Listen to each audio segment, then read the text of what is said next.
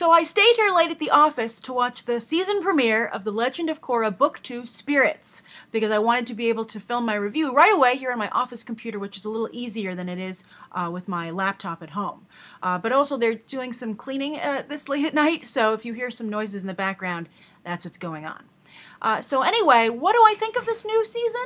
I have very divided feelings about it. I'm very mixed, and I think that might be because of the dual nature of this new season itself. Now, there's the obvious duality of the spirit world versus the real world. But we even have dual adventures right away. We have Tenzin going on his planned tour of the air temples and also visiting where Aang grew up and his home. And then we have Korra going on this spiritual journey. And I have to say, if this was choose your own adventure, I would totally go with Tenzin. The history aspects that he's exploring on his journey are much more interesting to me. Because just personally, I mean, everyone likes different types of stories. Nobody likes... I mean, I guess you could enjoy every story, but everyone's drawn to different types of stories. People have their preferences.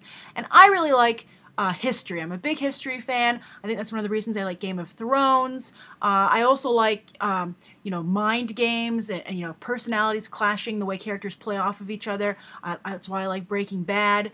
And I also really, what I like about Avatar is I like seeing this world with where bending is really the only fantastical element, or has been, applied to this world they've created, which is kind of a mishmash of cultures.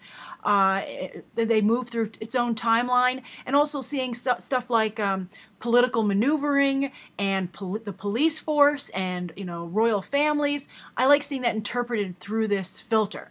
So we're moving away from that here. I mean, I was very happy at the beginning of the show when we had some of the old elements, such as, you know, pro-bending, and I love that Mako joined the police force. I thought that was a really great development. And he was really awesome seeing him in action. Who knew that would be like the best action sequence that we got for the entire show? Because what if we discovered that spirits make for crappy action sequences and a real lack of bending overall? I really love seeing how benders play off of each other with their different powers, and we really are not seeing that here at all. We're just seeing Korra try very helplessly to ward off spirits, and so far, not succeeding. By the way, also, it was so insanely easy for her to open that portal, and this whole episode, the whole, you know, hour-long episode, I was like, Korra, I know you're the Avatar, but you are really acting like a dummy for like a whole hour here. I mean, not only was she incredibly disrespectful of Tenzin, and I'm a big Tenzin fan. Tenzin and Lin Beifong, I love them. So I was, you know, I was like, what are you talking? Oh, you can't talk that way to Tenzin. I would have had his back. And also, I thought that she was really mean to her boyfriend, who was trying really hard to be nice. And even about 40 minutes in, I was like, she's being such a jerk and so hot-headed, maybe she's possessed, but that doesn't seem to be the case. She just needs to, I think, work on her personality. And it's frustrating to me that Korra continues not to grow as a character from season 1. She hasn't matured at all, despite what she's gone through. And also, I can't believe she's so gullible to her uncle. Her uncle seems so obviously evil. He might as well be twirling his mustache if he had one. Then maybe that's why he doesn't have one. It's distracting and frustrating to me, and I don't understand why nobody is like. It seems like a classic setup where he set up his brother so he could become, you know, the head, you know, leader of the tribe. So that's very frustrating for me to watch. But I will say that the high point of the episode was Bolin for sure. His energy and his humor was really great, and I think he kept me engaged in things going along. That and going back and seeing what was going on with Tenzin. I'm very interested to see what's going on with Tenzin's daughter, and I love seeing that statue of Aang. I thought that was fascinating. Now, I understand that stories evolve and franchises can go in a different direction. And I'm sure there are a number of people who don't like history and those kinds of stories as much as I do.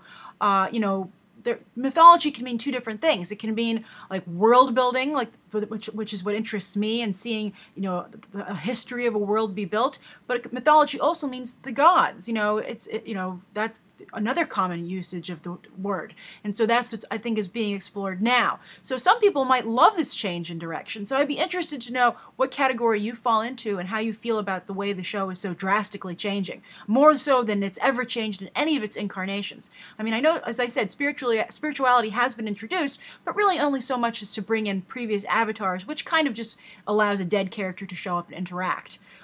So I'm a little nervous and I'm hesitant as we move forward. I'm hoping the stories merge, and I think they look like they're going to merge sooner rather than later. And I hope that Korra, smartens up a little bit. It's frustrating to see someone, I mean, I know she's supposed to be headstrong and she has certain qualities, but it is annoying to me that she's so untrusting and disrespectful, and I don't understand why she can't have more than one teacher at once. I mean, Aang was training with a number of people, all of his friends during his journey.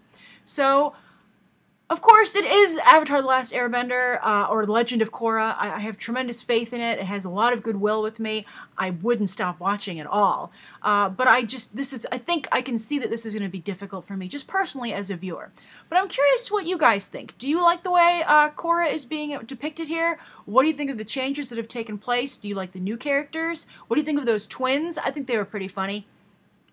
Some of their jokes are a little obvious, but they're delivered so well. I know one of the voices is Aubrey Plaza. She does a very good job. Also, kudos to the whole voice cast. There are a lot of famous people who are doing voices here, or not famous, but well-known, and I think they do a good job hiding their voices so you don't just see their faces when they talk.